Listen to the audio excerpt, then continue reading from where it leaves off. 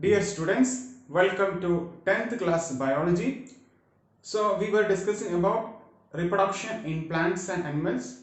So last class we already completed structure of human reproductive organs, testes and ovary. Okay. Next topic we are going to deal with today, which is gametogenesis. So you already know gametes, male gametes, which is called spermatozoa or sperm, and female gamete, which is called ovum or egg, which are produced by their respective reproductive organs. Okay, so the process of formation of gametes, it is called gametogenesis. The formation of gametes is called gametogenesis. So male gamete, sperm or spermatozoa, male gamete, which is called spermatozoa or sperm,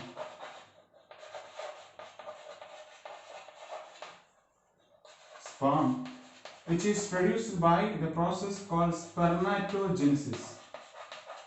Spermatogenesis. Then we studied about the structure of testes.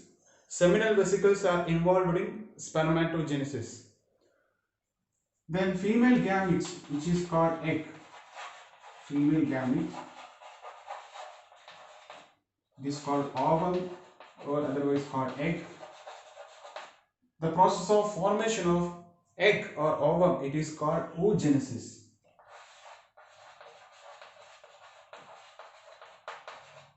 Okay, so gametes, they are produced by gametogenesis. The male gamete, which is called spermatozoa or sperm, which is produced by spermatogenesis, and female gamete, which is produced by oogenesis. Then next we are dealing with what is the structure of male gamete, sperm and ovum. Let's study structure of human sperm.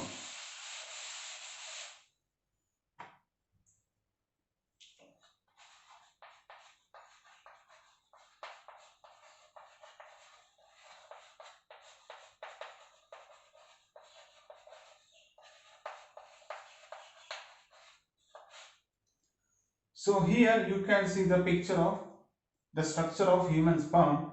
The human sperm consists of three regions. First of all, head, then middle piece,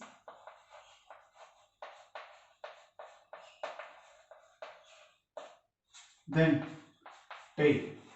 Okay, human sperm consists three regions. You can mark here. This region, it is called head,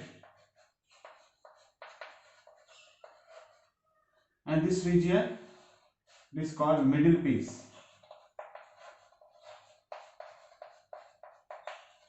and the remaining part, it is called tail. Okay, this head and tail middle piece, they are connected by neck. So this is the structure of human sperm. The head region consists of nucleus. Actually, head region is uh, consists of condensed nucleus.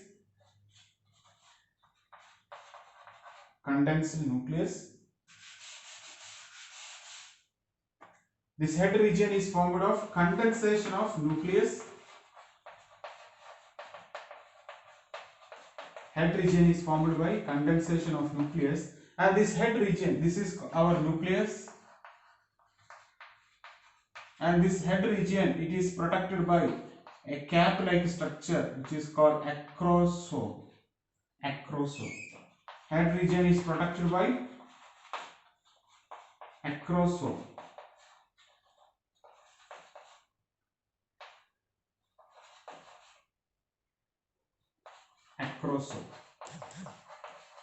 So where is acrosome here? Here you can see acrosome, which is a cap like structure which protect the head of the sperm. And this acrosome, they have a one function. This acrosome contains the enzyme which is called hyaluronidase.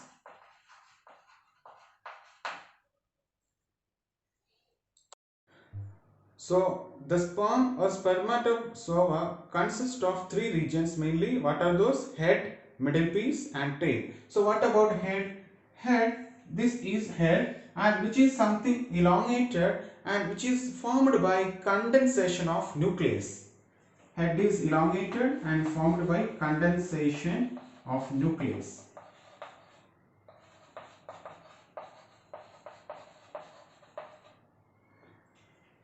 Then if you look here, the head region has a protective cap-like structure which is called acrosome. So here you can see acrosome, which is like a cap and which protect the head region. Acrosome. This acrosome has the enzyme which is called hyaluronidase. Hyaluronidase enzyme which help the sperm to enter into this ovum, okay, and resulting fertilization. So this enzyme which help the sperm to enter into this ovum. So this is done by with the help of the enzyme present on the acrosome. So fertilization takes place. Then the middle piece and head region which is joined by neck region, and this neck region consists of centrioles. So neck region, many centrioles present. Centrioles present. Then after neck region, the main important part, middle piece. Middle piece, mitochondria present. Mitochondria present. In middle piece, mitochondria present. And this mitochondria, what is the function inside the cell? They produce energy and or they produce energy to perform they produce energy inside the cell to perform cell functions. Okay, so same here, this mitochondria which produce energy for the movement of the tail, okay. So sperms, they can move one location to another location using this energy produced by mitochondria. So sperm motility, which result in sperm motility and fertilization. So middle piece contains so many mitochondria, and this mitochondria produce energy and utilizing this energy utilized for the tail movement, and with using this energy, sperm can move from one location to another location, and finally which result in fertilization. They can reach nearby ovum and they can fuse with ovum. That means fertilization. Okay, so middle piece. Then last part, tail. So these are the this is the structure of human sperm. So easy to remember. So next we are going to discuss structure of ovum. Structure of ovum.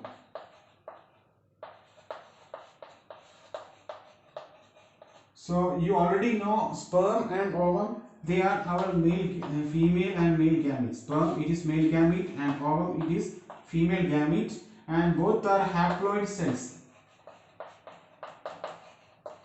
Both are haploid cells, which means they have only half number of chromosomes. For example, in our body we have two types of cells, somatic cells and gamete cells. Okay, somatic cells, that means our entire body is made up of somatic cells which contain full number of chromosomes, that means represented by 2n. So our body cell or somatic cell, they have 46 number of chromosomes, but our gametic cell, that means sperm and ovum, they have only half number of 46, that means only 23 number of chromosomes only present in this sperm and ovum. So they are called haploid cells. So keep in mind all those things. So structure of ovum, which is something like spherical structure, and they have nucleus and cytoplasm. A large cytoplasm is present, and they have spherical shape. spherical. Okay, and this ovum which has three membranes. First membrane, the inner membrane, which is called zona pellucida.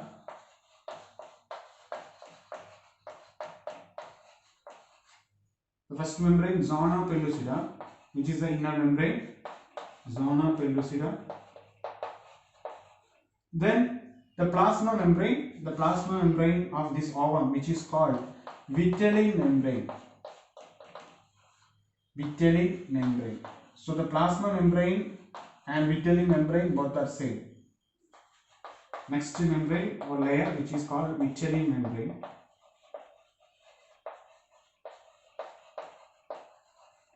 Then after vitelline membrane, the outer layer, which is called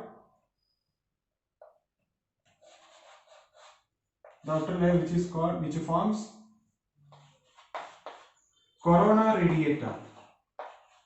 Corona radiata of follicle cells. So these are corona radiata of follicle cells.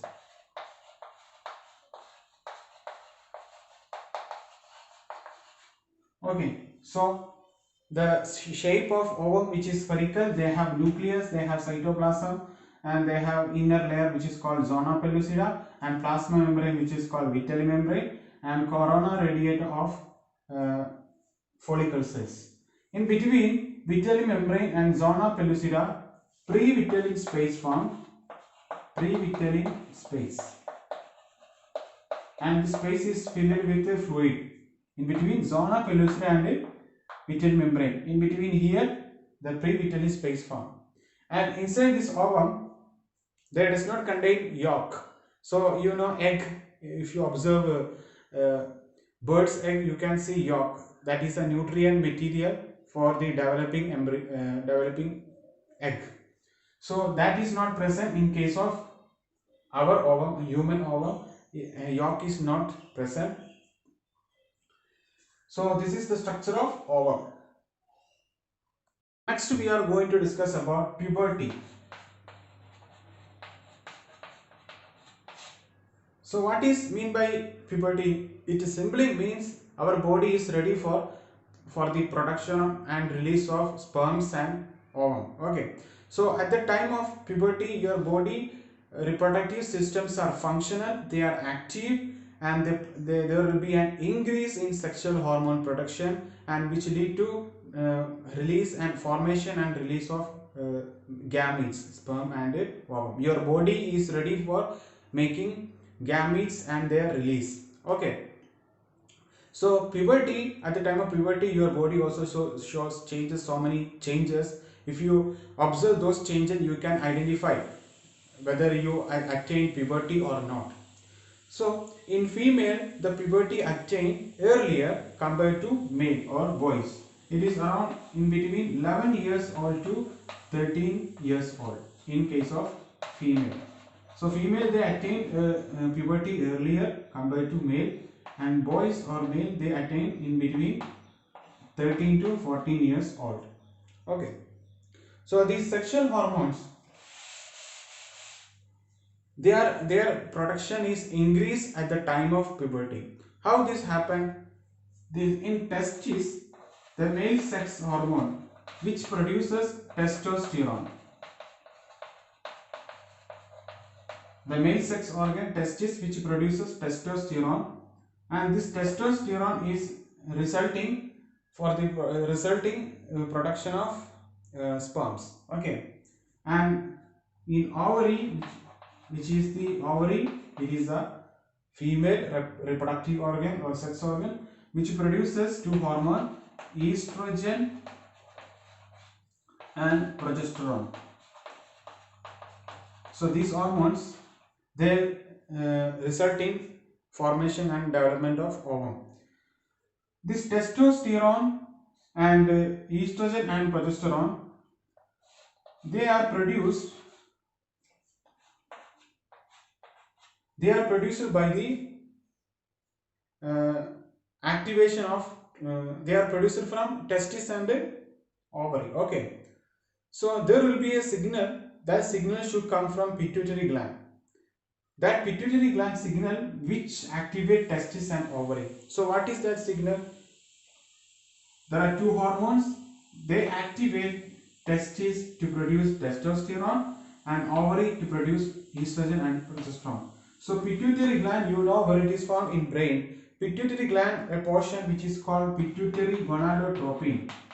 Pituitary gonadotropin. This part of pituitary which produce two hormones, luteinizing hormone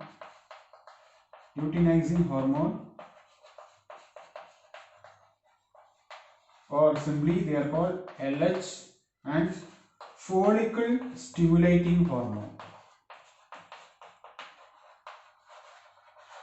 Follicle stimulating hormone, which is in short FSH.